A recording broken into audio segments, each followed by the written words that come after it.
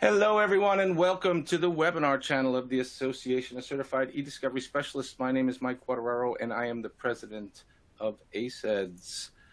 Today, we have a special treat. We are joined by our partner, the European Legal Technology Association, for a co-produced, co-hosted webinar entitled Effectively Using eDiscovery Processes to Solve Corporate Business Challenges. Quick shout out to our friends at ELTA, a wonderful organization based out of Europe. We made the decision to partner on a couple of these webinars, so hopefully we'll see some additional programming. Of course, you can learn more about ELTA at europe-legaltech.org and go to the site, check out their content and programming. And we're absolutely thrilled to be partnered up with them. We're going to do a little thing today on how to solve eDiscovery, how to solve corporate business problems using some eDiscovery processes. We are joined. Oh, before we get started, I should mention we love questions. We're happy to take questions. You can submit your questions using the Q&A widget located on your screen. If you'd like a copy of today's slide deck, it should be in the resources widget also on your screen. Let me bring in our panelists today. We're joined today by Anna-Katharina Horn, Managing Director of reThinkLegal, and Glen Greenland, an Account Executive at OpenText, and Bryant Isbell, Managing Director, Global eDiscovery Data Advisory at Baker McKenzie, LLP. I am, of course, Mike Quartararo. I will be your moderator today, so I'm kind of pulling double duty. Let's get into it a little bit. So, I'm going to set the table, and then I'm going to ask our panelists to weigh in on a variety of issues that we thought significant. And I want to just point out, too, that our intention today is sort of to be somewhat Eurocentric, but it occurred to me when I was making some notes for today's presentation, this is really for anybody in legal operations, in corporate legal, frankly, on the law firm side and the service provider side, too. It gives you some insight into sort of thinking about things in a little bit of a different way. To begin with, I don't think we'd get much argument that the legal industry and corporate legal in particular is in need of a little resuscitation. You might be asking yourself, why is an eDiscovery or a legal technology association sort of talking about cardiopulmonary resuscitation? Well, in many ways, I feel like the metaphor is apt for what we need in the legal industry. And I've been in this space for a long time. So have our presenters. We're always looking for ways to innovate, to force change, to improve things. And so when we think about cardiopulmonary resuscitation, was really a life-saving thing. It seems to me, and I think our panelists, that the processes involved overlap a little bit. We collect information, we process that information, and of course we review the output, if you will, and make decisions about where we want to go from there. So that's how we kind of came up with this acronym is the word I'm looking for. But it is with this metaphor in mind that we explore the notion, strange as it may seem, that these core eDiscovery processes that many people are familiar with can have a number of applications in other areas of solving legal business problems. In fact, if you've ever thought about it or questioned the value of eDiscovery training, something that we specialize in, and certainly our friends at ELTA do, our thoughts are that these core processes can really be used no matter where you sit, no matter what your legal issue is, no matter where you sit in the legal ecosystem, you can use some of these. So we're going to try to demystify some of the myths about eDiscovery core processes. At the end of the day, you can boil eDiscovery down to collect, process, review, hence our acronym CPR.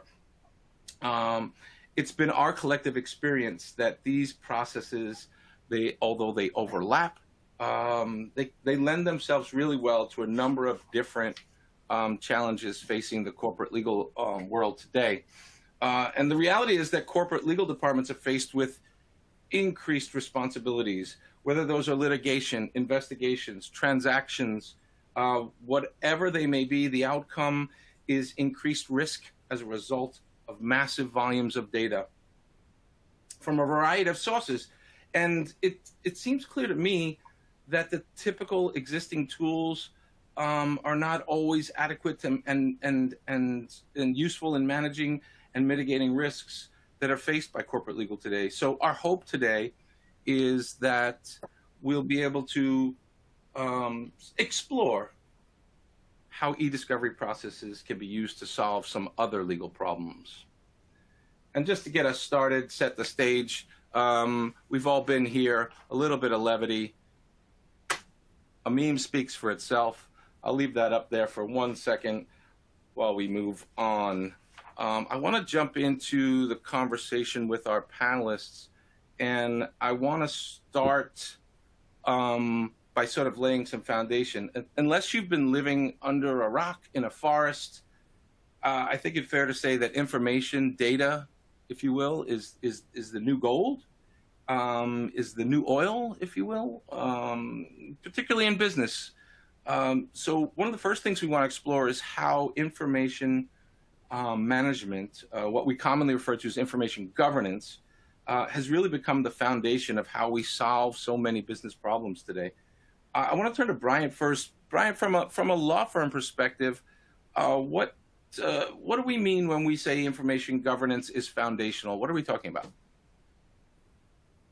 Yeah, thanks, Mike. I mean, I think, you know, to start, a foundational sort of says it all, really. It is the basis, really, for where we start, right? I mean, to your very good point, data is gold.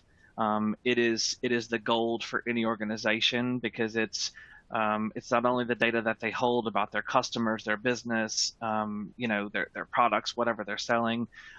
It's really important to every business. So, you know, the idea around, you know, having your information governance house in order, I think really runs the gambit from how do we protect and secure that data all the way through to, you know, how do we map and understand where that information is when it comes to, you know, having to deal with regulatory requests or litigation. You know, I think information governance is extremely important, particularly when you start talking about litigation and investigations readiness planning, because, you know, when we come to litigation or we get involved in a piece of regulatory investigation, for example, the first thing everybody wants to know is, where is my relevant evidence? Where is the data? Where is the information that I need to be able to analyze and figure out what exactly is going on? And if you don't have your house in order and you do not know where that information is, that is going to be a huge hurdle that you have to overcome at the start of any matter. And of course, if you've got a regulator breathing down your neck, or you've got deadlines, you know, for disclosure and litigation, you need to be able to move as quickly as possible.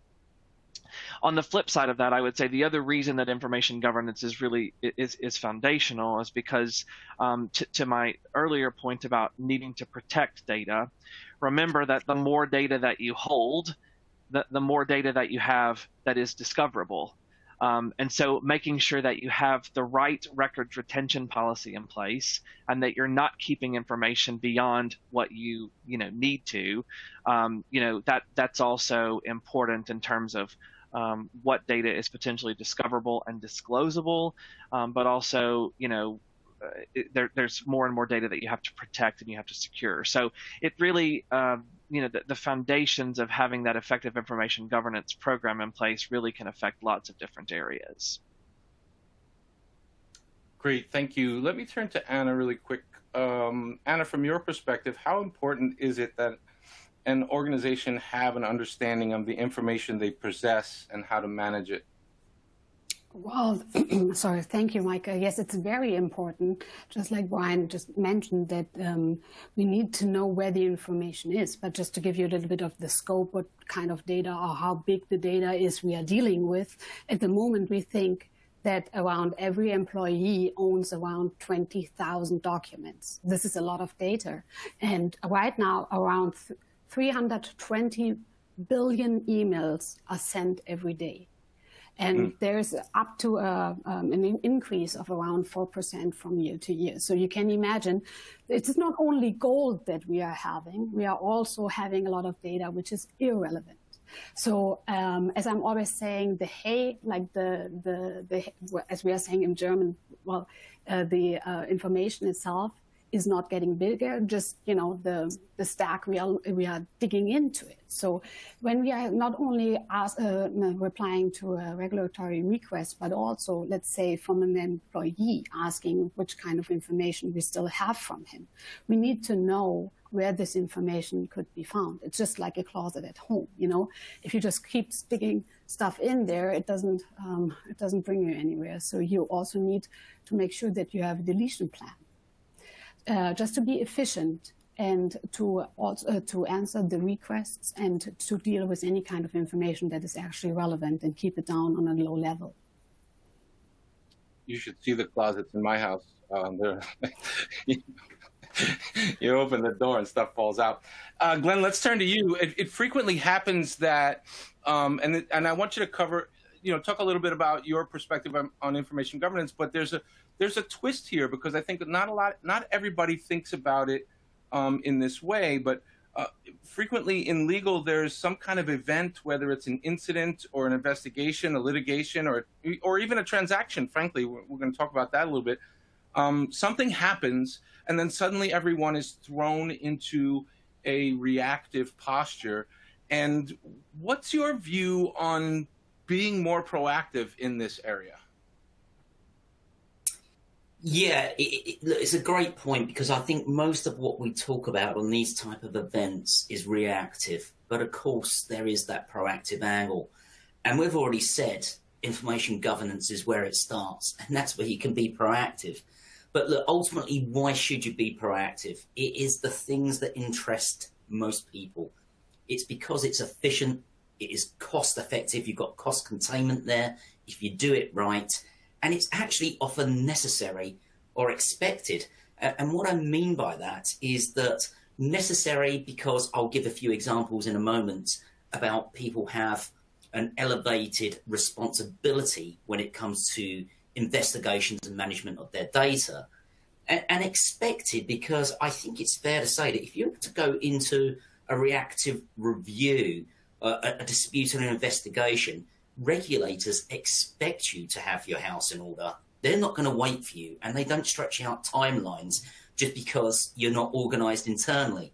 It has impact. It has impact on costs. It has impact on effectiveness. And, of course, business as usual, which is what we're all trying to do for a living, is get on and make a living. It's fair to say that mid and large-scale organisations, but actually maybe even broader than that, there's increased responsibilities in the modern world with compliance and regulation. There's no secret. And honestly, I think it will just keep growing and growing as more and more investigations unfold and more issues are unearthed. But especially in cyber and GDPR, which I think we'll touch on some of these points later in the presentation, but they're growing areas. And other areas where it pays to be proactive, those examples are, of course, we've got to remember that certain companies, by the nature of their business, they have heightened levels of litigation. They find themselves in a repeat pattern of litigation. Why would you not be proactive if that was the case? Specific internal policies, maybe not something that is strictly speaking regulated, but maybe you have a business of a unique nature and you need to control internal policies. It pays to be proactive again in that sense. And there's a few more examples, such as, if you've got PEPs, politically exposed people within your organisation, or people that are susceptible to bribery and corruption, pays to be proactive. If you've got systemic or repeat issues that are coming up within your company and you tend to do internal investigations, if there's a history of whistleblowing, and we're seeing that all over the press in many recent years, and DPA is another big one where prosecution is deferred, and when prosecution is deferred, you have to be proactive. All right, it is a reactive measure, to a prosecution that's come your way, but you then need to be proactive with what you're doing to ensure that you are now regulated and complying with whatever got you into trouble in the first place. And I think in practice, what does proactive mean? For me, it means four things. It means know your legal obligations, which is essentially making sure you're investigation ready. Know your data, which is good IG practices and good data hygiene. It's not just things like organize your data and know what you have, but make sure that you've got the right kind of technology or the tools, which is the next one. Know your technology. And why is that proactive? Because there's platforms and there's software out there that will hook into your network. It can sit behind a firewall and it can index your information. It can make it content searchable. You can apply filters. It tells you where your information is, the nature of your data, where it resides. And more importantly than that, it can pull it back or extract the information out in a very neat way. So know your technology is another one. And then finally, for point number 4 is have a well thought through CPR process, the framework, which we're discussing today. As you quite rightly said, it's the collection, it's the process, and it's the review. So having a well thought through process or a framework there that is tested and proven to be working is probably the best measures that you can put out there and do proactively. Fantastic advice. Bryant, what would you add to this notion of being proactive when it comes to information governance? Yeah, thanks, Mike. I completely agree with everything that Glen has just said. He's made some really, really good points. The thing that I would add is this. Oftentimes our clients are faced with all sorts of budgetary pressures, right? And they don't want to spend money unless they absolutely have to. And I think the idea of, well, if you have your house in order, it's really going to save you money down the line when you have that triggering event or when you get involved in litigation. And that's true, but I don't necessarily think that's always something that's like, okay, well, if it's going to save me money later, I'll go ahead and spend the money now. Not everybody's going to want to do that. I think what is a very good point to mention is the risk associated with not having a proactive information governance strategy is actually much greater. I mean, on the slide, you can see penalties are onerous. We know now that with GDPR, the potential fines for non-compliance from a GDPR perspective are large. We also know that the potential risk exposure, if you have a breach, the risk there is huge, because not only is there potential, for all sorts of monetary losses. I mean, you could have, fall-on litigation. You could have, shareholder litigation. There's all sorts of things, that can happen to you as a business, or that can happen to your business if you don't have your house in order. So I think, really, if you think about the risks and where we're going from a regulatory perspective now, in terms of really what is an ever-changing data privacy landscape, those risks and the potential for losses and fines, I think, are enough to really encourage folks to make some changes in a positive and proactive way. Appreciate that. Anna, any thoughts before we move on information governance? Well, first of all, it sounds very good, and there's not much to add. I just want to add that, like I mentioned, that maybe you have to think of the people also. Please take the people with you and inform them about the steps, why it is necessary to work like this, what are the consequences. But because we all know technique is just as good as the person using it. So yeah, I think the takeaway here is you need to have a proactive information governance policy and practice as part of your risk management strategy, and that's really the thought here. Appreciate your comments on all these things. Let's move on. According to a recent Data Protection Commission report, which for those who don't know is the data protection, the DPC is sort of the enforcement arm behind the GDPR. In the past 3 years, there have been 18,000 reports of data privacy violations. Cyber incidents have more than doubled in the last 2 years, according to several news stories. Add to this data subject access requests, internal investigations, regulatory inquiries, not to mention litigation and dispute resolution. Every one of these can impact an organization's legal department. They create enormous risks if not handled properly. Let's talk a little bit about some of the use cases, because I think not everybody thinks about, we have this acronym CPR, and we're going to hammer that home today because we think it's important. But not everybody thinks about potential use cases for collect, process, review. Can it be used in other areas? And so I want to turn first to Glen to sort of summarize some of the traditional use cases. Glen, what, in your experience, are some of the traditional uses of CPR, as we like to say today, in the legal space? Yeah, I mean, this is good because, you know, the use cases, it's going to relate to someone along the way because it's so wide. And I think the first point that you can say when we're talking about traditional use cases is that, let's call a spade and say as it is, that I think that CPR or EDiscovery is commonly, and incorrectly, in my opinion, associated with purely litigation. Litigation disputes, you know, EDiscovery to be a formal part of the process. But of course, the whole point of today is to say it stretches far wider than that.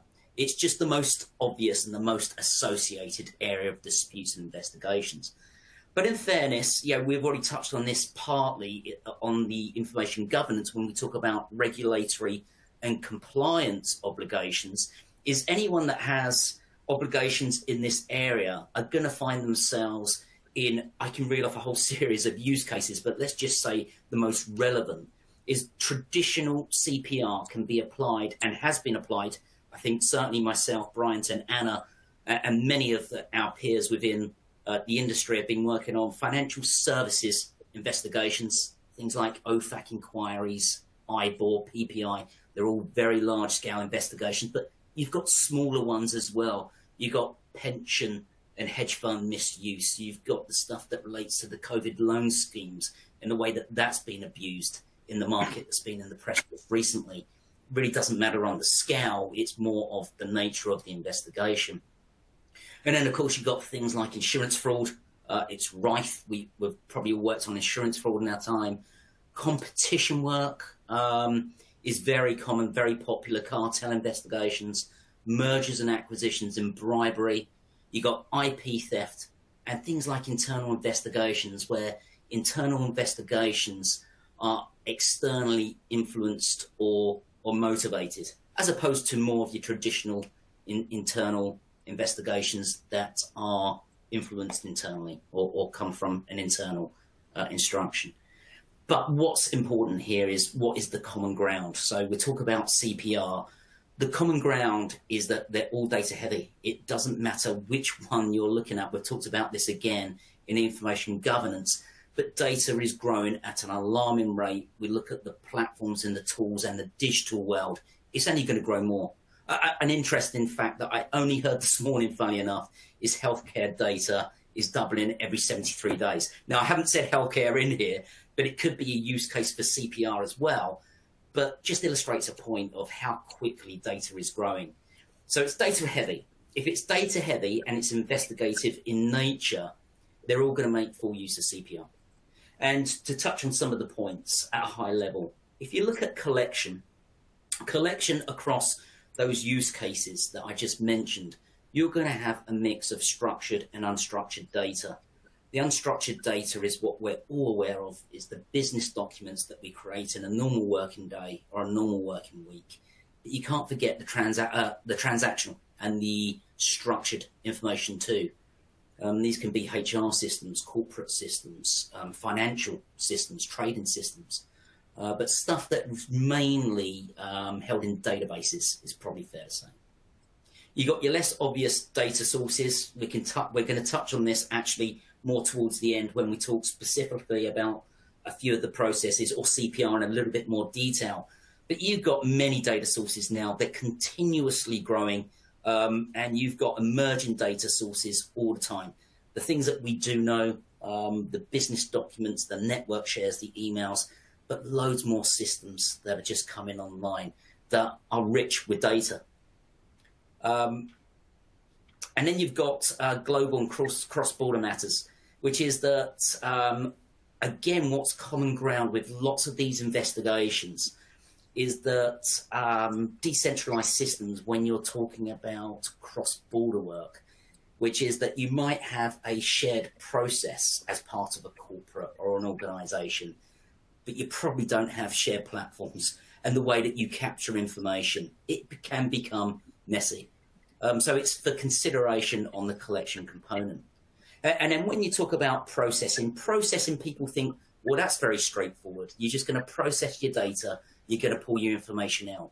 Well, that is true. The key objective is to pull out the objective information, the metadata, as it's called, that contains the key information about the electronic files. Pulls out the content as well. But more importantly, it's done for the common reason of keeping you informed, so you can make informed decisions about the data you're looking at, the data you have.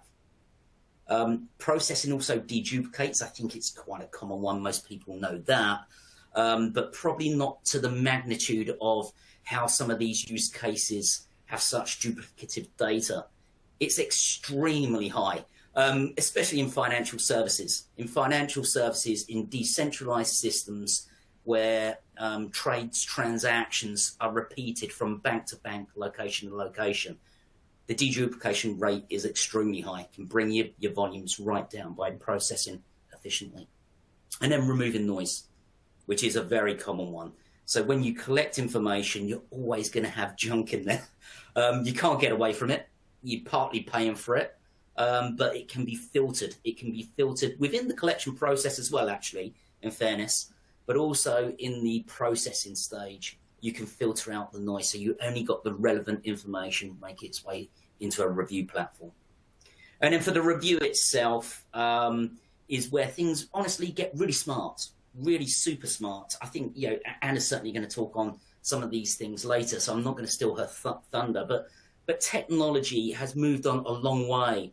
And when we look at CPR and we talk about the review process, sure, you're reviewing the information to see something supports your claim or your defense, but you use the technology in the right way to get where you need to be. And when I say technology in the right way, you need people to run technology, sure, but technology itself is a commoditized process and it should come with a commoditized price. So do use the technology to do the heavy lifting, let it filter your information, let it use all the clever stuff in the background to do even smart filtering and filtering down to a unique set of relevant information, and then use people, the SMEs, that have the expertise in a very specific area to look at that filtered information that should be pretty much the essence of what you're going to disclose or to provide as the main bulk or the evidence of a claim. And I'd say one thing, just one more thing, which is that ultimately we remember that the difference with the technology in the data is that I like to look at it that the tool is going to show you things like analytics, and the analytics is the what and when, what happened and when did it happen. But the data itself contains the why, the motives, and you need both, of course. So using the tools appropriately, especially in the use cases as I described at the very beginning, that's going to give you everything that you need. Tends to, I find in my experience, give a client everything that they need. Thank you so much, Glenn. So, Brian, I want to turn to you for a second because I think, you work in the law firm world. I spent many years in the law firm. When you think about the legal environment, I think most people divide it into sort of transactional and then, the litigation piece, right? But I think that not everybody who works on the transactional side of the legal world, they don't always think about e-discovery isn't part of the conversation there. So when we say that, these core processes, CPR, can be used on the transactional side, can you hammer home for us a little bit about how those processes can work their way into transactional practice? Yeah, absolutely. Thanks, Mike.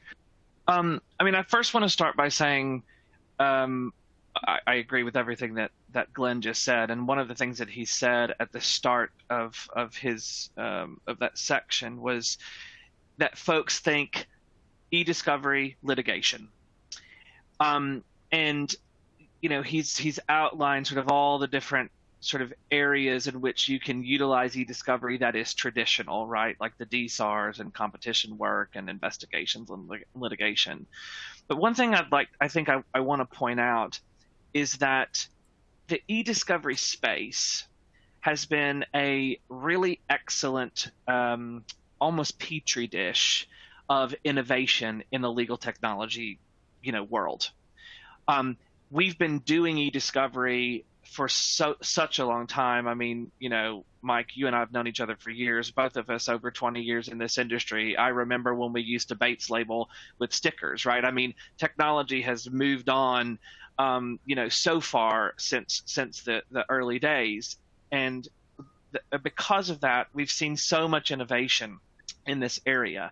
And that innovation, I promise I have a point, that innovation is starting to bleed over, I think, into the transactional space.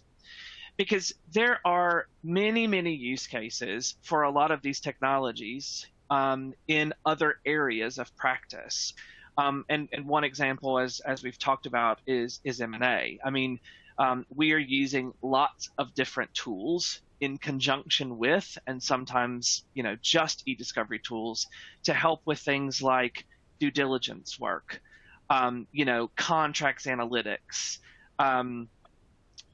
obviously merger control, which I bucket into the competition space, but it is very much a part of M&A and transactional work. So there is a lot of use cases for the technologies to help us do things more efficiently, and we're really starting to see an uptick in this particular area. I think due diligence is probably one area that is really ripe for change, and where we can have a positive and a very meaningful impact in terms of utilizing e-discovery tools. Most of the time, we're seeing that our transactional lawyers are still doing due diligence and doing, M&A deals in the old way. Take data, throw it into a data room, and look at the documents that way. But remember, the robustness and the capability of our e-discovery tools, mean that we can run sophisticated searches across that data. We can tag it. We can, sort those documents into different categories in a way that, a simple data room just will not allow. And so there are a lot of efficiencies to be gained there. And of course, finally, that contract analytics piece that I talked about, we're seeing a lot of work, particularly my team, a lot of work in that contracts analytics area. And I would say a lot of folks think those tools are just for transactional. We've also done a good bit of work, particularly in light of COVID, in reviewing contracts for force majeure provisions. So using those to understand, what rights we have under existing contracts, potentially for litigation. So a lot of these tools, I think, can be used across multiple areas. Fantastic. Would have never thought it. I want to turn to Anna, because Anna, when we were preparing for this webinar, she came up with this really particularly interesting thing that I think nobody really thinks about. Anna, tell us what is this unusual use case, and tell us a little bit about your work in this space. Great, sure, thank you. First of all, I would like to add that I am from Germany, and besides the other two, we are usually using e-discovery not for litigation. We usually use it in regard of internal investigation. This is where we are coming from, because our system works differently, and only when we are involved in a litigation in the UK or US, we start working with e-discovery. Otherwise, the e-discovery tool came to Germany. I just can talk from the German perspective at this point. And we figured, well, this is a very nice tool and you can do so much with it. But litigation wasn't the first on our list. So we usually work in regard of internal investigation when we have a lot of data and we need information out of it. So this is where we are coming from, or where I'm coming from. But just to show you another use case for an e-discovery tool is investigative journalism. And I figure none of us would have thought of investigative journalism when it comes to e-discovery. The Panama Papers might be well known to all of us. In 2016, an anonymous source gave some data to the German newspaper Süddeutsche Zeitung in regard of a law firm in Panama, and they sold mailboxes to different banks, law firms, asset management, and with this, they found companies in Panama, and provided wealth management to different people all over the world. And this was a data leak, and it started all with a few documents, and over the time, there were up to 11.5 million documents, primarily emails, PDFs, also pictures, and database extracts. And in order to work with this data, which was around 2.6 terabyte of data, in the end, 400 journalists were involved from 100 media companies in 80 countries. They need to figure out how to deal with it and how to investigate the data in order to seek the information they were looking for. And therefore, they used an e-discovery tool. And this just shows you what an e-discovery tool is capable of. Not only that many, many people from all over the world are able to work at the same data set, they are organized, they are structured, and they are not getting in each other's way. So we are going to get to this later on, but an e-discovery tool is not only able to provide the information in the content of a document, but also from the metadata. So combined with all of this, whatever you are looking for when it comes to emails, PDFs, you may find an answer in e-discovery. And I was just very impressed about the journalists, how they organized themselves, how they were also brave. Some of them in different countries, not in Germany, but in other countries, had to leave the country. They needed security to be protected because this was just a very huge case. And by this time, it was the biggest data leak that was ever, surfaced, so to say. I was very impressed by it, and especially a little bit proud that they were working with an e-discovery solution in this regard. So if you haven't, so sort of our takeaway from this slide and the excellent presentations from our panelists is that if you haven't seen, there's a theme emerging here. And what we're trying to suggest is, and you don't even have to call it e-discovery. Look, I work for an organization that has e-discovery in its name. We have our niche area where we work. But what we're trying to convey to everybody is that there's some of those processes translate well. The theme is that you can use collect, process, review in other areas of legal practice. And that's all we're trying to impress upon people. The technology is there. The will to do it is there. And all we're suggesting is that these core processes can be used. So let's turn, in the interest of time, we've got to move, but there are obviously other use cases. There are whistleblower cases, there are IP theft cases, there are any number of employee inquiries, data subject access requests, all those kinds of things. Any of those situations, you're collecting, you're processing, and you're reviewing data. So let's talk a little bit about what are the best practices. And we tell you to use this process, CPR, but let's talk a little bit about what that exactly means. And I want to turn first to Glen about, to ask him to sort of talk about some of the best practices, recommended practices, if you will, for collecting data, regardless of the use case. Yeah, okay, great. Because we've touched on this partly already, which is that where I start with scoping collection is that the digital world is just expanding. It's expanding at a rate where data volumes are never going to stop. It's not just growing in terms of volume, it's also growing in terms of sources, data sources. We said before, these kind of data sources that maybe I didn't touch on in some of the use cases are things like social media platforms. It is storage devices.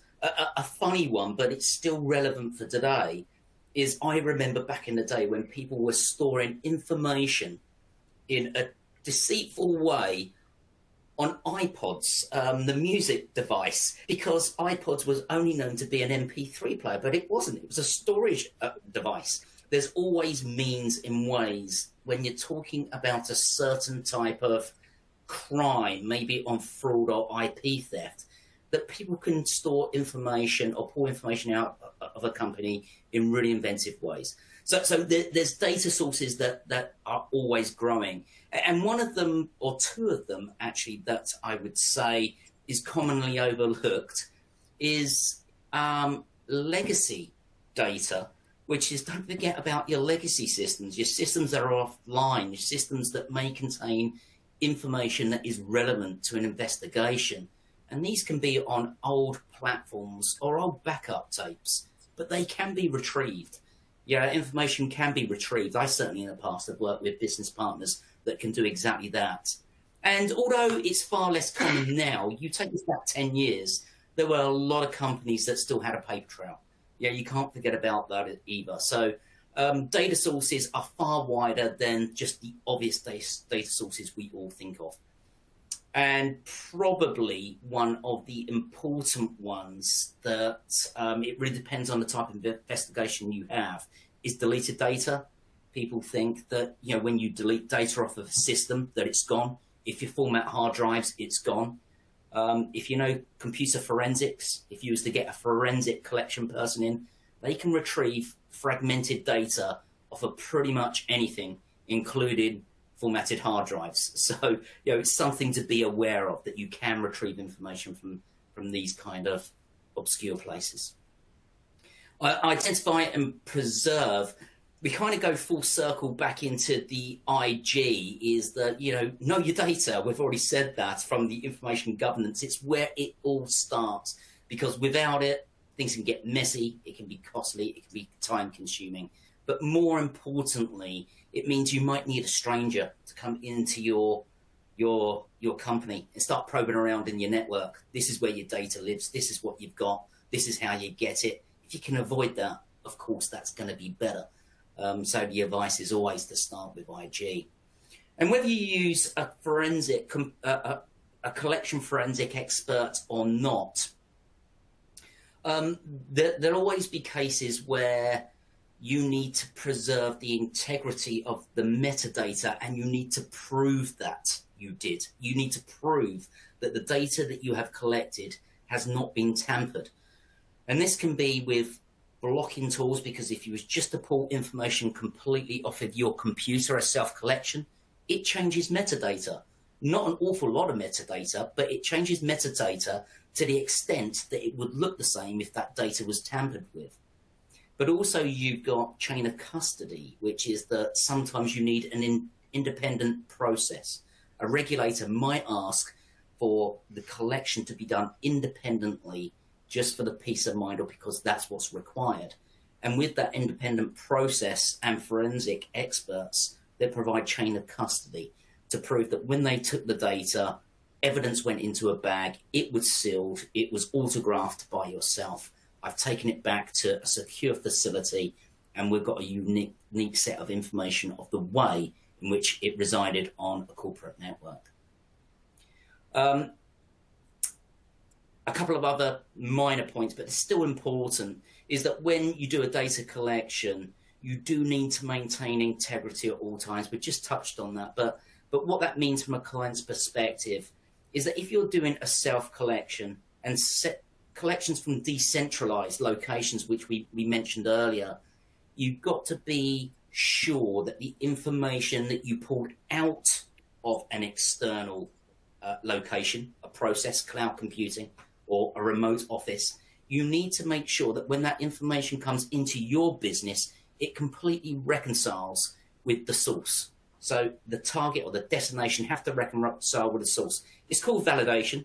It's simple processes. It can be done forensically, but you can also do it in a logical way which is the logs that a machine will create when you copy information off of a network or off of a system, and also screenshots. Maybe it's important that you proved you collected data in a certain way. So screenshots can also be acquired, kept, saved, and used in an audit log, which is another point. Are you going to be audited on whatever we're talking about here, whether it's an investigation or a dispute?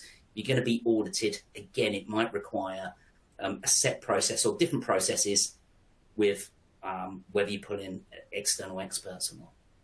And then finally, the last point is that when everything's done with the data. The data you've collected has now been processed. It's in for review. The collection part is finished. What are you going to do with that information? Best working practices is you've really got three options. Are you going to store it securely in case you need to access it again? Are you going to archive off that information? Or are you going to destroy it? And if you're going to destroy it, how do you destroy it? Most companies nowadays seem to get external providers in that will destroy evidence, whether it'll be on, you don't really see DVDs now or that type of thing, but you've got thumb drives and you've got hard drives, can be destroyed. And when they're destroyed by external companies, they'll give you a certificate to say that all information is gone. And that can be peace of mind for the clients when you're talking about collections. Appreciate that, Glenn.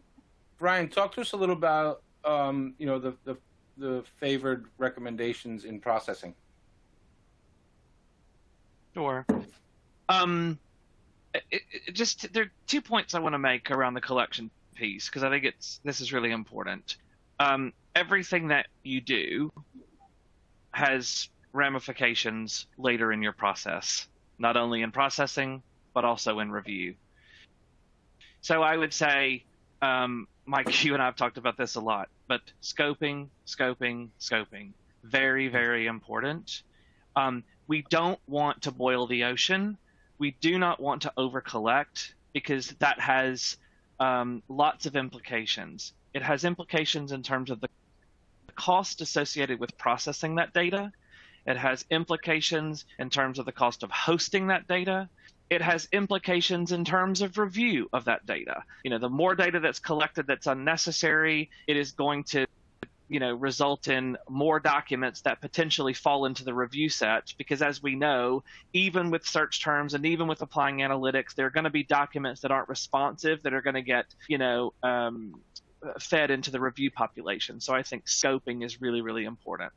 One other point that I wanted to just add on to something that Glenn said that I think is another important point is around the documentation of the chain of custody. Regardless of whether or not you utilize an external, forensic expert or someone to help you with your data collection, even if you decide to do that collection internally, it is critical that you document what you're doing. And I think I would always encourage clients to think very carefully about whether or not they do those kinds of things themselves, because you could also be putting yourself, even if it's an internal investigation and you think this is never going to go anywhere, it always may. So you may get into a situation where a regulator gets involved, or you have to take action against an employee, and then later there's employment litigation, or something else happens where it does turn into something bigger than just a little internal matter. And in those cases, you never want to put yourself in a position where you have to put one of your employees on the stand. There's always the potential that one of your IT personnel that has performed that collection may be called to testify to what they did.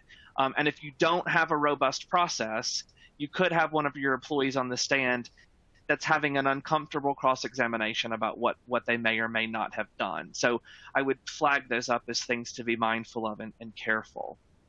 In terms of the processing phase specifically, I think, there's, as we've talked about, tons of technology available in the market that can help with this particular phase. But critically, this is the point in which we are going to be taking our first stab at analyzing this data, the data that is collected, for potential review. It's critical that we're extracting metadata and ensuring that all of the data that we're collecting is actually searchable. We talked a little bit about OCR, but optical character recognition. This is a critical point of the processing phase to ensure that everything that we collect is actually going to be searched. I can't tell you how many times I've seen clients say, oh, yes, well, we searched in Outlook. Yes, but the critical document that you want could be a PDF that's attached to an email. And if that PDF document is not searchable, you've missed it. You're not going to find it. So it is a very, very important stage. But obviously, deduplication, all of those things that we're doing at the early stage is helping us to reduce the population of documents that may ultimately have to be reviewed. So ensuring that we have got a robust, defensible, and well-documented process in how we approach the processing of the data is going to be really important as we then promote that data to the review phase. Thank you, Bryant. Anna, let's turn to you. You've worked in review, obviously, so tell us a little bit about best practices when it comes to reviewing data. Yes, sure. So the most important is that the other two phases went well and we receive a good quality of the data. So you can have a review with 2 reviewers or maybe 150 reviewers. But the main important thing is that you have a plan, that you know project management and that you think ahead. Doesn't matter if you are hiring an external team or you're doing it by yourself or the law firm is doing it. You need to know what you are doing and why you are doing it. This starts with the case management and it goes on to training a team. So first of all, if you have a team, you need to put the right person at the right time to do the right thing. And main important to this is also to keep the communication up.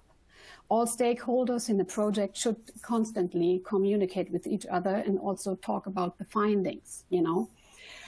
For finding the right team, it's the question of what is required.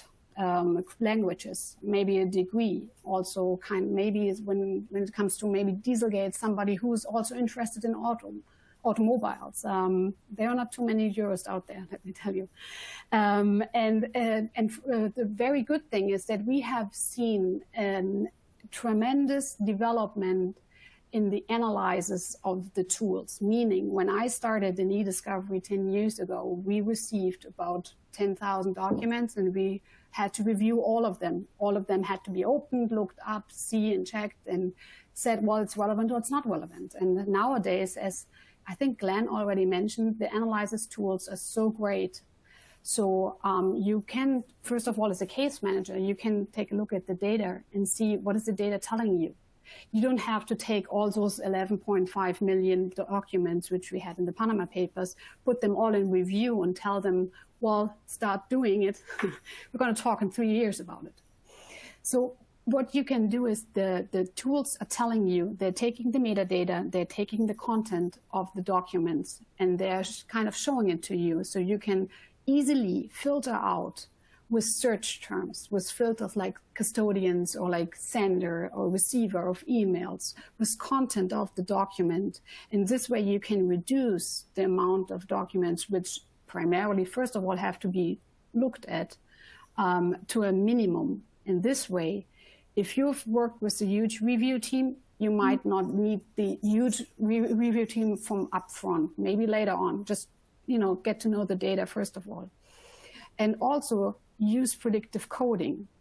Predictive coding is basically machine learning that the reviewers are telling the machine which documents are interesting and mostly relevant. And this way, the machine is kind of going through the entire data set and finding more of these similar documents, and which are going to be checked by the reviewers then. So it is important to take the technology side and also the review side, and the people working on the case, keep the communication up. Receive, when you're working in first level review, make sure that you receive the feedback from second level review. There might be misunderstanding when it comes to the content of the project or the idea. And one of the main important things is also each reviewer needs to know what's happening with the document he or she just tagged relevant. it is easier for them to understand what they're doing. And even though they're just a tiny little part in a huge chain, if they understand how important it is, what they're doing, that we are maybe finding a puzzle, and also that this one document might be the one the lawyer is looking for, then it is, his work is most of the time with a better quality. Just a few words straight out of redacting documents. Make sure that the EDiscovery tool you're working with, it has the requirements you need for your redaction, because at this point, I have to say they're not all the same, and it's you need to figure out what you are actually doing, or what the tool is capable of doing, because I remember.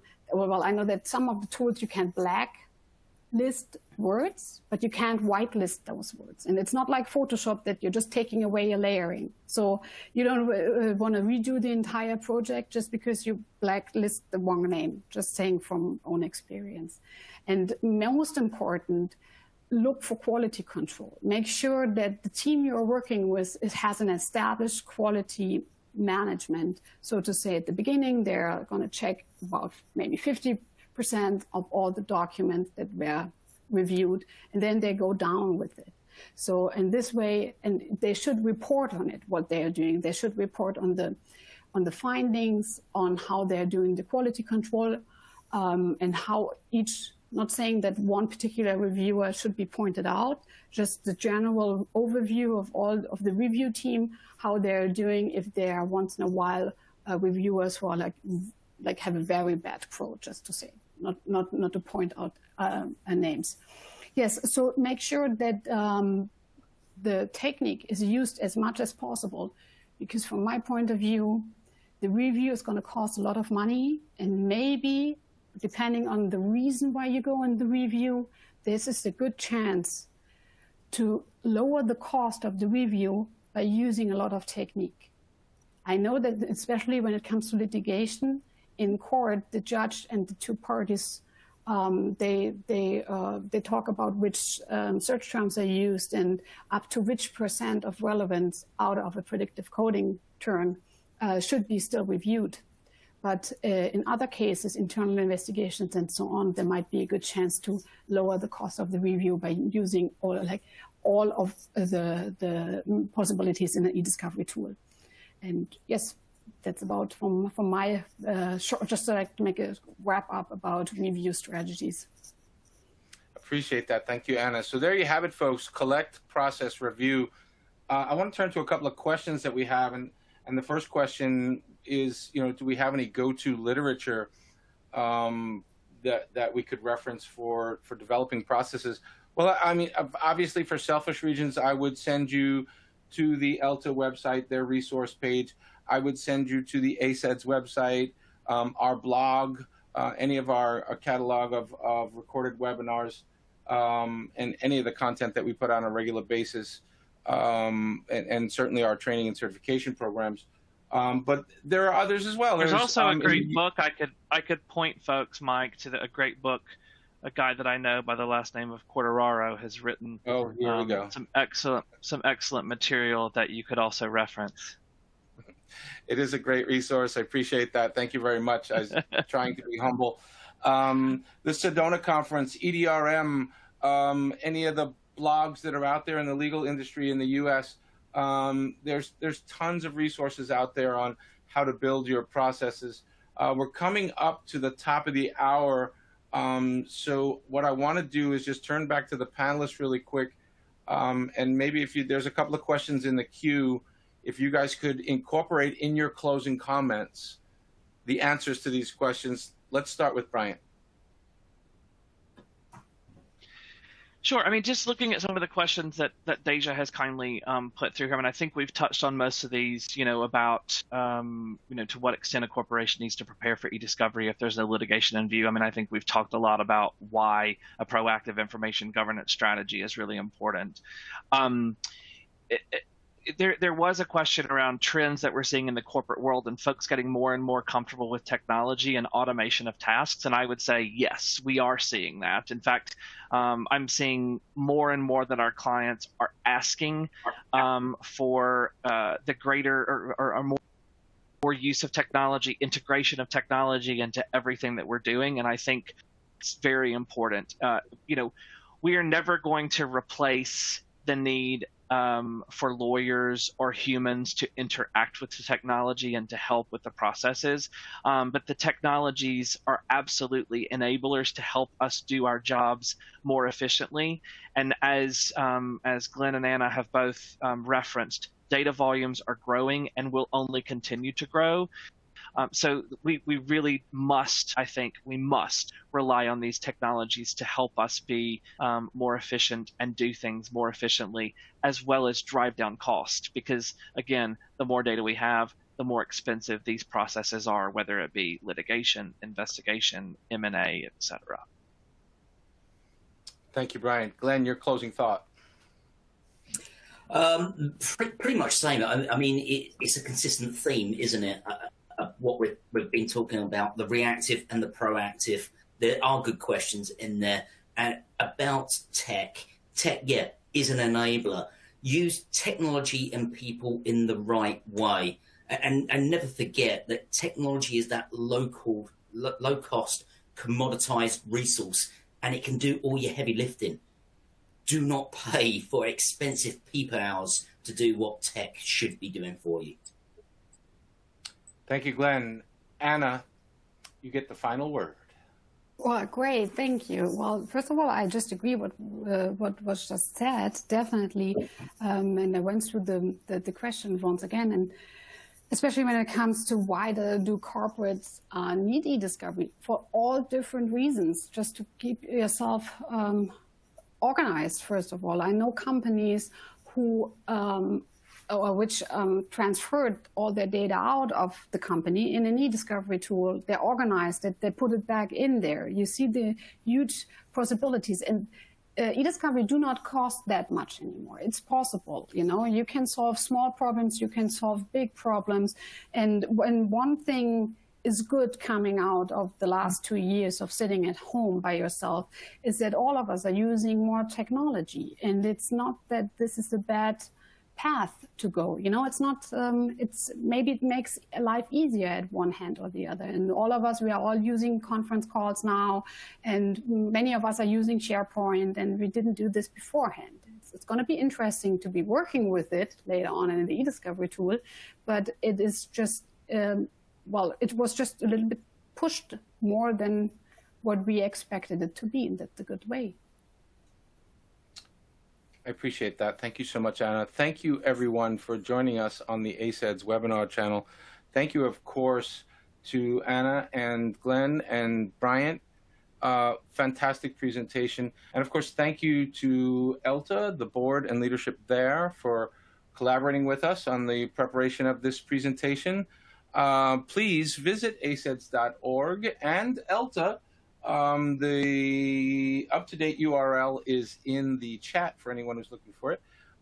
Please visit those websites for upcoming programming and content. Thank you, everyone. Have a great day and be kind to one another. Thank you very Thanks, much, everyone. Mike, for having us. Take Happy care. Easter to everybody. Thank you.